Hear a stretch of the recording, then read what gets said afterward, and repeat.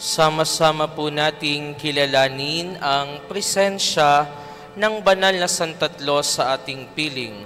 Sa ngalan ng Ama at ng Anak at ng Espiritu Santo. Amen. Sumainyo ang Panginoon. At sumaiyo rin. Mga minamahal na mga kapatid, ang ating pong misa ngayon ay para sa karangalan ng mahal na Birheng Maria. Humihingi po kami ng paumanin at pangunawa dahil sa delayed po ang pagdating ng mahal na patrona sa nakatakdang oras ng pagdating nito sa ating pambansang dambana. Nagkaroon ng problema ang sasakyan ng mga pari at gayon din ito ang naging dahilan kung bakit sila na udlot sa pagpunta dito sa ating bayan. Para po sa ikapapanatag ng kalooban ng bawat isa, ang kanila pong sasakyan sa kasalukuyan ay nasa pagting alabang na daw po. At pagkatapos ng ating banal na misa, isasagawa natin yung ating unang plano ng pagtanggap. Uunahin po muna natin ngayon ang banal na misa. Kaya po sa mga kanina pa nandito, mga naghanda, nagsakripisyo, muli ang aming pong paghingi ng paumanhin at ang aming pong paghingi ng pangunawa sa inyong lahat. Ngayon, sama-sama tayong magpasalamat sa Diyos sa mga biyayang ating patuloy na natatanggap sa Kanyang kabutihan at kagandahang loob. Upang tayo maging marapat gumanap sa Kanyang banal na pagdiriwang, aminin muna natin ngayon ang ating mga nagawang pagkukulang at pagkakasala sa ating buhay. Sinugong tagapagpagaling sa mga nagsisisi, Panginoon, kaawaan mo kami. Panginoon, kaawaan mo kami. Dumating na tagapag-anyaya upang mga makasalanay magsisi, Kristo, kaawaan mo kami. Kristo, kaawaan mo kami. Nakaluklok ka sa kanan ng Diyos Ama para ipamagitan kami, Panginoon, kaawaan mo kami. Panginoon, kaawaan mo kami. Kaawaan nawa tayo ng makapangyarihang Diyos, patawarin tayo sa ating mga kasalanan at patnubayan tayo sa buhay na walang hanggan. Amen. Manalangin tayo. Ama naming makapangyarihan, loobin mong kami tuwangan ng banal na pananalangin ng mahal na Birhen upang kami lumaya sa lahat ng panganib at makapanatili sa iyong kapayapaan.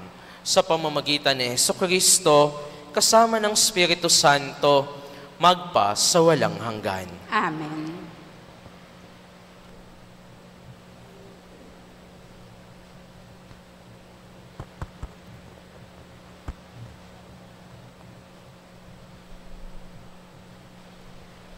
Pagbasa mula sa aklat ni Propeta Jonas. Hindi nagustuhan ni Jonas ang pag-uurong ng Diyos sa balak na paggunaw sa Ninive at siya'y nagalit. Kaya dumalangin siya, Panginoon, hindi ba bago ako pumunta rito ay sinabi kong ganito nga ang gagawin ninyo? At ito ang dahilan kaya ako tumakas patungong Tarsis. Alam kong kayo ay Diyos na mahabagin at mapagpala. Alam ko ring matyaga kayo, punong-puno ng pag-ibig, at madaling mapawi ang galit. Mabuti pang mamatay na ako. Panginoon, ibig ko pa ang mamatay kaysa mabuhay. Sumagot ang Panginoon, anong ikagagalit mo, Jonas? Walang kibong lumakad si Jonas papunta sa silangan ng lungsod at naupo. Gumawa siya ng isang silungan at doon hinintay kung ano ang mangyayari sa lungsod. Pinatubo ng Panginoon sa tabi ni Jonas ang isang malagong halaman na nagbigay ng lilim sa kanya. Labis naman itong ikinagalak ni Jonas. Ngunit kinabukasan, ang halaman ay ipinasira ng Diyos sa isang uod at namatay. Sumikat ng matindi ang araw at umihip ang nakapapasong hangin. Halos mahilo si Jonas sa matinding init. Kaya sinabi niya, mabuti pang mamatay na ako. Sinabi sa kanya ng Diyos, dapat ka bang magalit dahil sa nangyari sa halaman? Sumagot siya, Oo, nagagalit ako. Ibig ko nang mamatay. Sinabi ng Panginoon, tumubo ang halamang iyon, lumago sa loob ng magdamag, at namatay kinabukasan. Wala kang hirap diyan, ngunit nalungkot ka nang iya'y mamatay. Ako pa kaya ang hindi malungkot sa kalagayan ng Ninive? Ito'y isang malaking lungsod na tinitirhan ng mahigit na 120,000 katao na pawang walang malay, bukod pa sa makapal na hayop. Ang salita ng Diyos.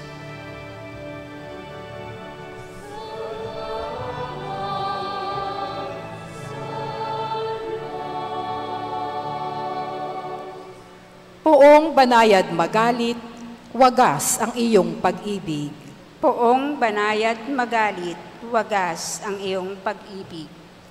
Ikaw ang aking Diyos, ako'y kahabagan, sa buong maghapoy siyang tinatawagan. Poon ang lingkod mo'y dulutan ng galak, sapagkat sa iyo ako tumatawag.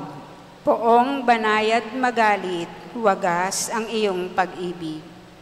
Mapagpatawad ka at napakabuti sa dumadalangin at sa nagsisisi. Ang iyong pag-ibig ay mananatili. Pakinggan mo, Poon, ang aking dalangin. Tulungan mo ako, ako'y iyong dinggin.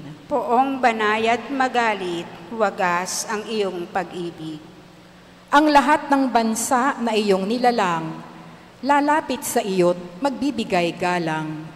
Sila'y magpupuri sa iyong kabutihan, pagkat ikaw lamang ang Diyos na dakila, na anumang gawin ay kahanga-hanga. Poong banayad magalit, wagas ang iyong pag-ibig.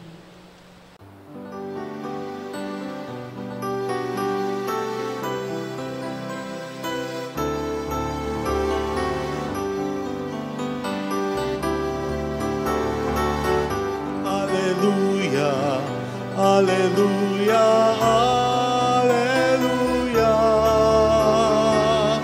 alleluia, alleluia, alleluia, alleluia.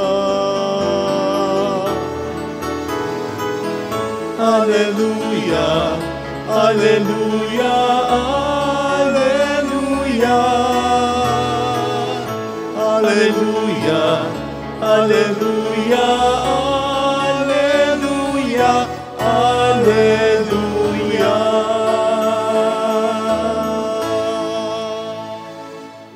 Sumainyo ang Panginoon.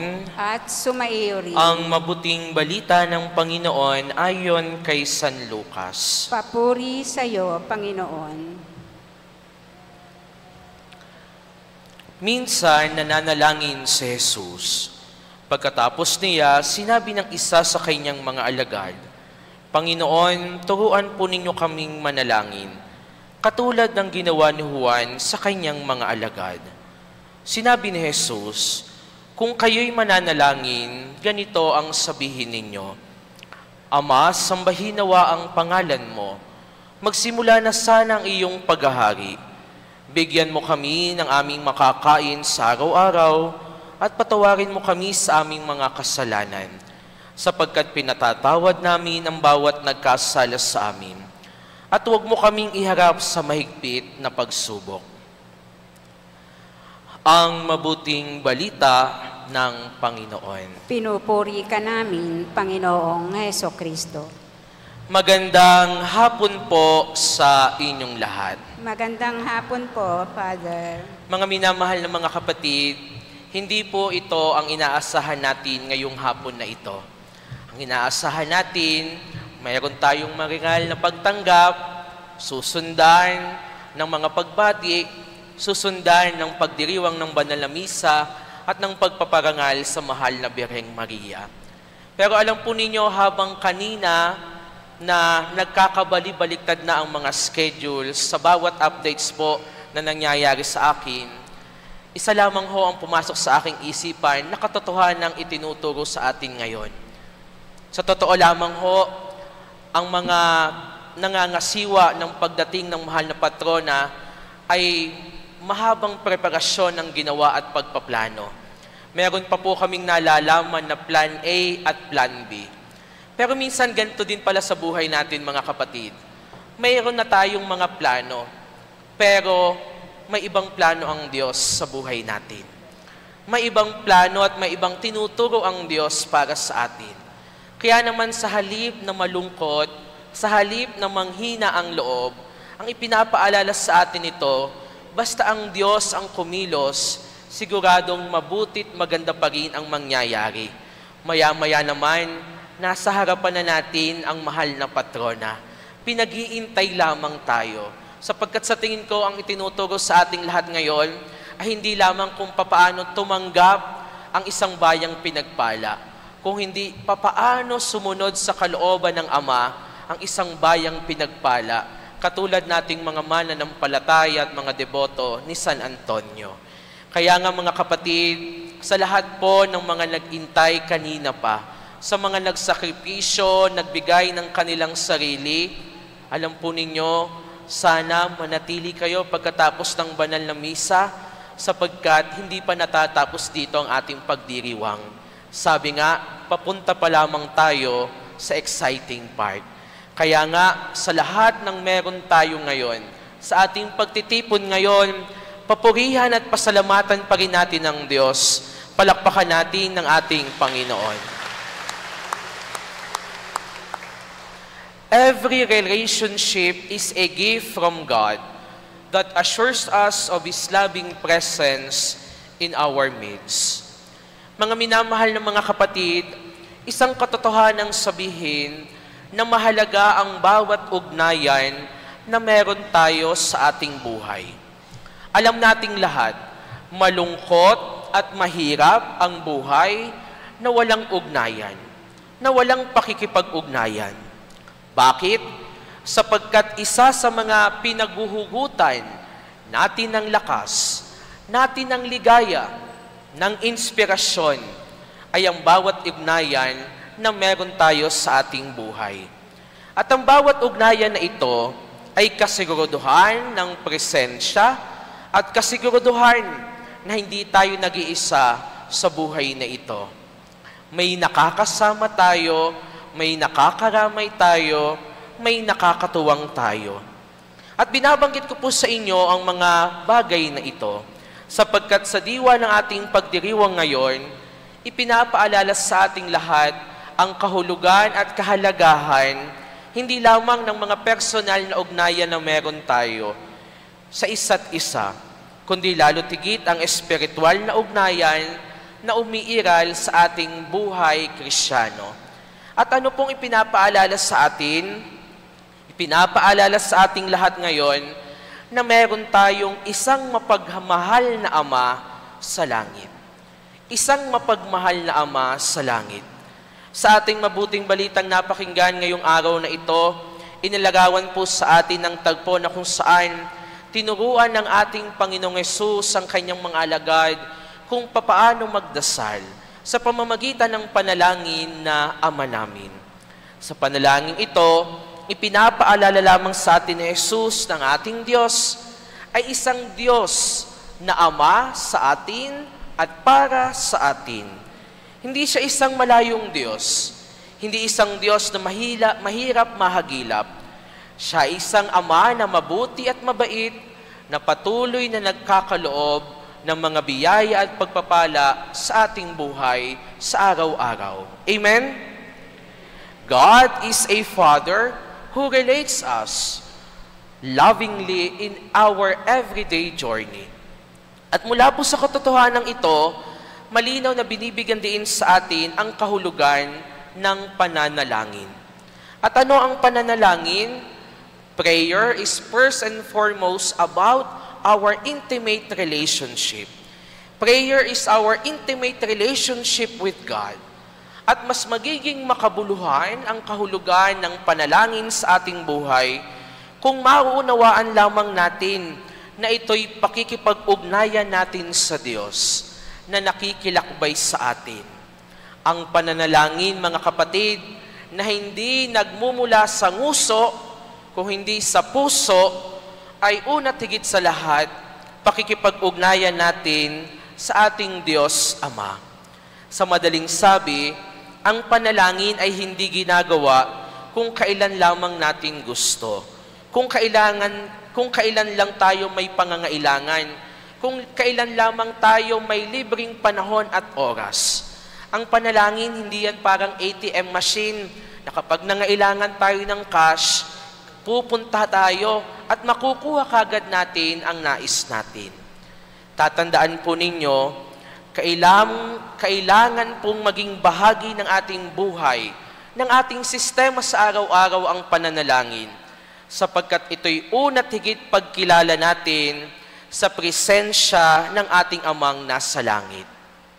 At pangalawa, ipinapaalala po sa atin ng ating pagdiriwang ngayon na meron tayong isang mapagkalingang ina na iniakyat sa langit. Mapalad po tayo mga kapatid, sapagkat napili po ang ating pambansang dambana at parokya na dalawin ng orihinal na imahe ng makasaysayan at mapaghimalang imahe ng mahal na patrona, ang Nuestra Señora de la Asuncion, mula sa Southern Leyte. Mamaya, nandyan na siya sa kanyang paglalagakan. At ang imaheng ito, mga minamahal ng mga kapatid, ay magpapaalala lamang sa atin na meron tayong ina na palaging matatakbuhan, lalo tigit sa panahon ng ating pangangailangan. Ang mahal na ina, isang napakagandang simbolo ng inspirasyon para sa ating lahat na mamuhay tayong sumusunod sa kalooban ng Diyos.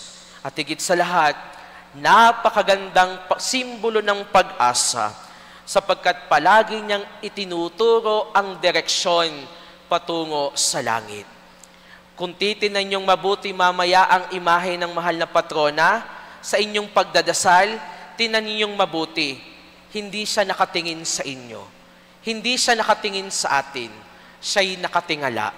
Ito'y nangangahulugan hindi niya tayo pinapansin, kung hindi palagi niyang itinuturo na sa pamamagitan ng ating pananalangin at paglapit sa Kanya, itinuturo niya ang daan patungo sa landas sa langit.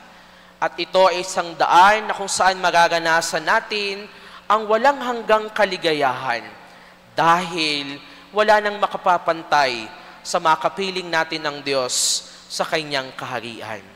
Kaya naman ang paalala po namin ng mga lingkod pari ninyo, ng ating rektor at kura paroko at inyong katuwang na pari, kunin natin ang pagkakataon na ito para tayo'y makapanalangin sa mahal na patrona.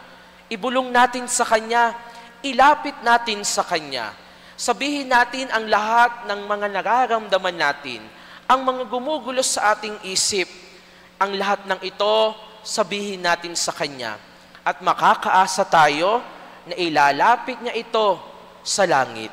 Ilalapit niya ito sa Kanyang anak na si Jesus. Amen?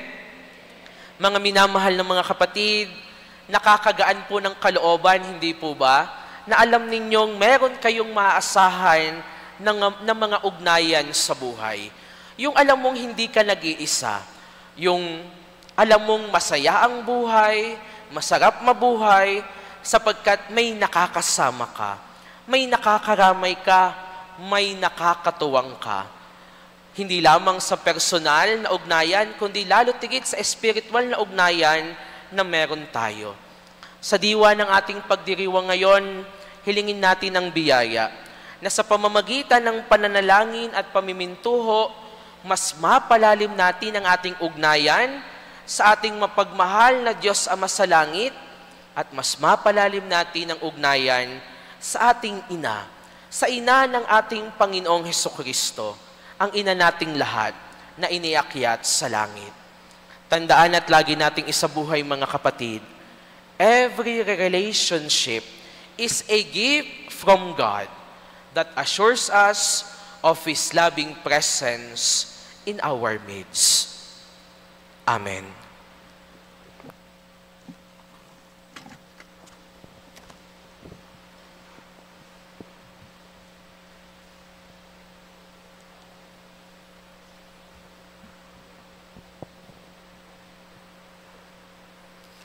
Manalangin tayo sa Amang nasa langit na mayroong ganap na pananalig sa Kanya. Ang ating itutugon, Ama, bigyan mo kami ng makakain sa araw-araw. Ama, bigyan mo kami ng makakain sa araw-araw.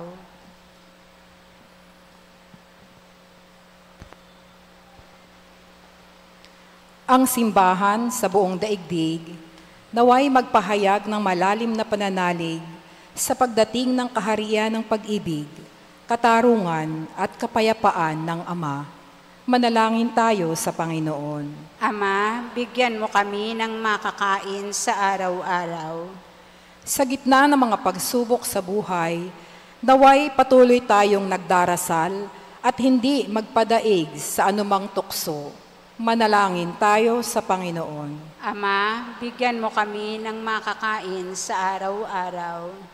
Tayo naway magkaroon ng sapat na makakain sa araw-araw na pangangailangan at magkaroon ng dakilang puso upang patawarin ang ating mga kaaway. Manalangin tayo sa Panginoon. Ama, bigyan mo kami ng makakain sa araw-araw. Ang mga may sakit at ang mga nakararanas ng paghihirap sa buhay, naway matulungan ng kanilang kapwa sa pagpapasan ng kanilang krus. Manalangin tayo sa Panginoon. Ama, bigyan mo kami ng makakain sa araw-araw. Ang mga yumao naway makita ng Panginoon ng harapan sa kanyang walang hanggang tahanan sa paraiso. Manalangin tayo sa Panginoon. Ama, bigyan mo kami ng makakain sa araw-araw. Diyos na aming Ama, dinggin mo ang mga panalangin ng iyong sumasampalatayang bayan, kasama ng iyong anak at ng Espiritu Santo, magpa sa walang hanggan. Amen. Pag-aalay.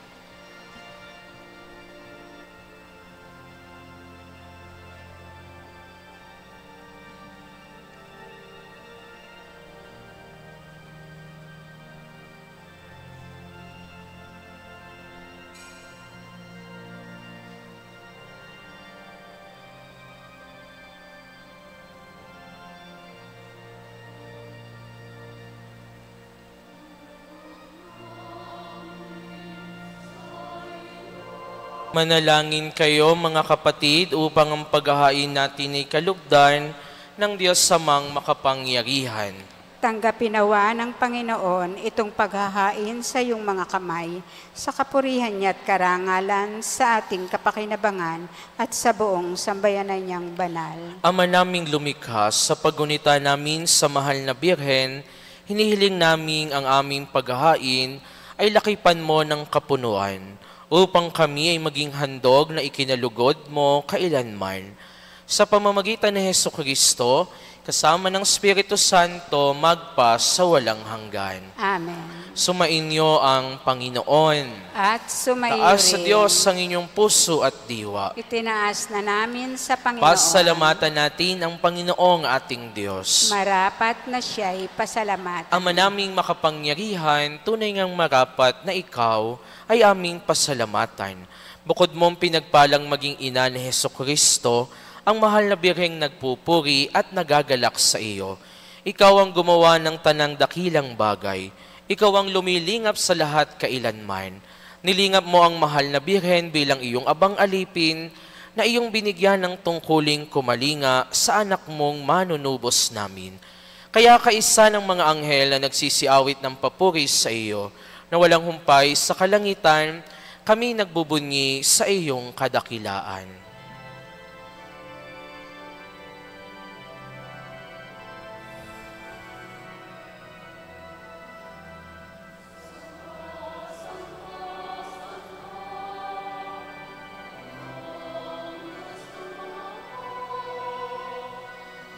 Napupuno lupa ng pagod.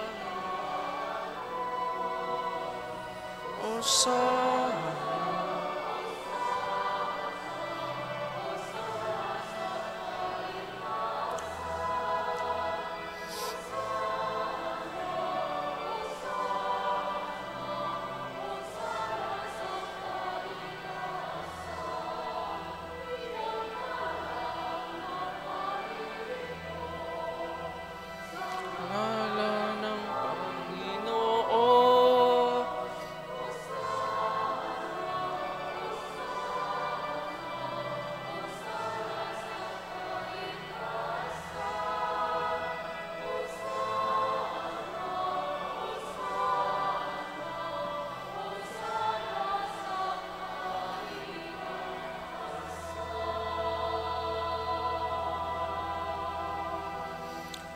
Ama naming banal, ikaw ang bukal ng tanang kabanalan, kaya't sa pamamagitan ng iyong Espiritu, gawin mong banal ang mga kaloob na ito, upang para sa amin maging katawan at dugo ng aming Panginoong Hesukristo.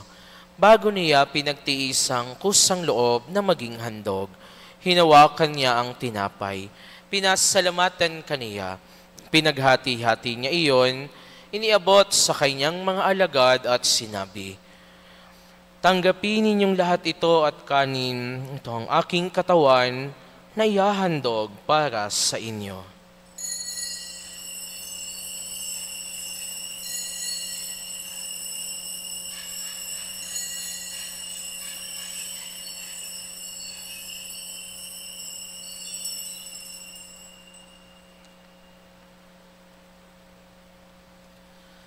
Gayun din naman, nung matapos ang hapunan, hinawakan niya ang kalis, muli kanyang pinasalamatan.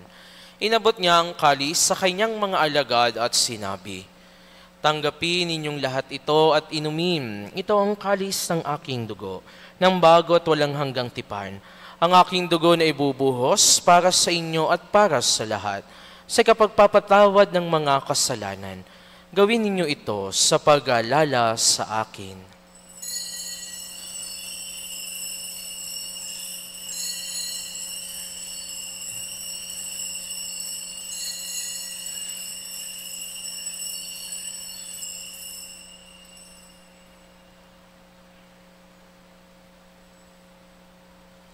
Ipagbunyi natin ang misteryo ng pananampalataya.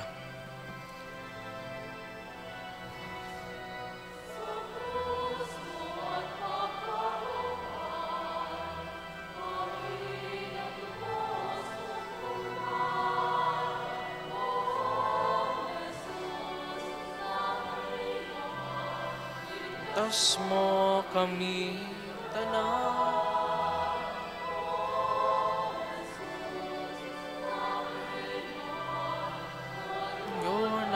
Magpakailanman. Ama, ginagawa namin ngayon ang pag-aalala sa pagkamatay at muling pagkabuhay ng iyong anak. Kaya't iniaalay namin sa iyo ang tinapay na nagbibigay buhay at ang kalis na nagkakaloob ng kaligtasan. Kami nagpapasalamat dahil kami iyong minarapat na tumayo sa harap mo para maglingkod sa iyo. Isinasamo namin kaming magsasalo-salo sa katawan at dugo ni Kristo ay mabuklod ng pagkakaisa sa pamamagitan ng Espiritu Santo. Alalahanin mo rin ang mga kapatid naming nahimlay nang may pag-asang sila'y muling mabubuhay, gayon din ang lahat ng mga pumanaw. Kaawaan mo sila at patuloyin sa iyong kaliwanagan. Kaawaan mo at pagindapatin kaming lahat na makasalo sa iyong buhay na walang wakas, kaysa ng mahal na Birheng Maria na ina ng Diyos. Kaysa ni San Jose na kabiyak ng kanyang puso, kaysa ng mga apostol at ng lahat ng mga banal na namuhay dito sa daigdig ng kalugod-lugod sa iyo, may pagdiwang nawa namin ang pagpupuri sa ikararangal mo sa pamamagitan ng iyong anak na aming Panginoong Hesukristo.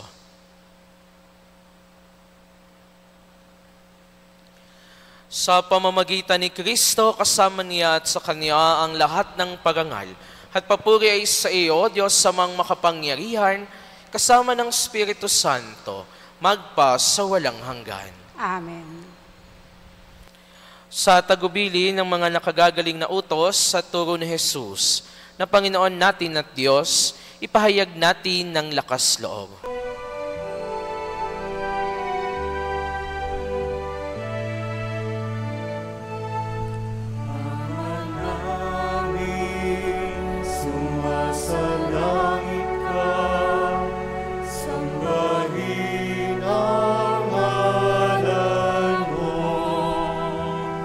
Mapasa amin ang kaharian mo,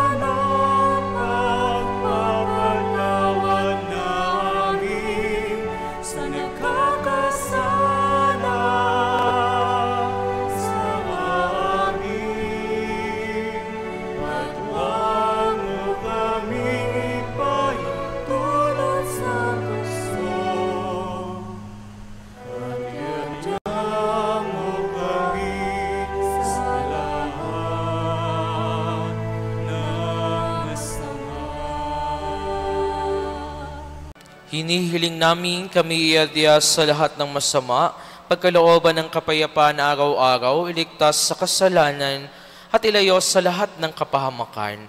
Samantalang aming pinananabikan ang dakilang araw ng pagpapahayag ng tagapagligtas naming si Jesucristo.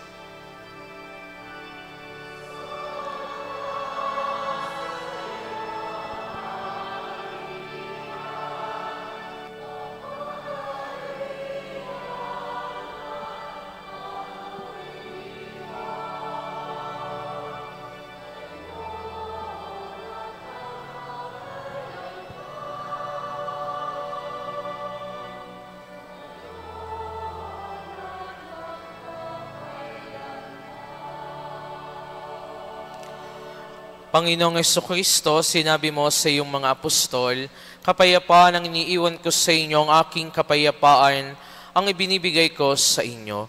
Tunghayan mo ang aming pananampalataya at huwag ang aming mga pagkakasala.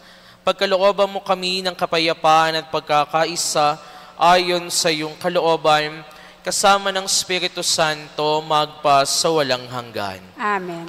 Ang kapayapaan ng Panginoon ay laging sumainyo. At sumaiyo rin. Magbigayan tayo ng kapayapaan sa isa't isa. Kordero ng Diyos na nag-aalis ng mga kasalanan ng sanlibutan, maawa ka sa amin. Kordero ng Diyos na nag-aalis ng mga kasalanan ng sanlibutan, maawa ka sa amin.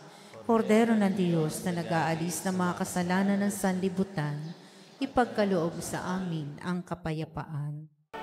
Ito ang Kordero ng Diyos, itong nag-aalis ng mga kasalanan ng sanlibutan. Mapapalad ang mga inaanyayahan sa kanyang piging. Panginoon, hindi ako karapat-dapat na magpatuloy sa iyo, ngunit sa isang salita mo lamang ay gagaling na ako.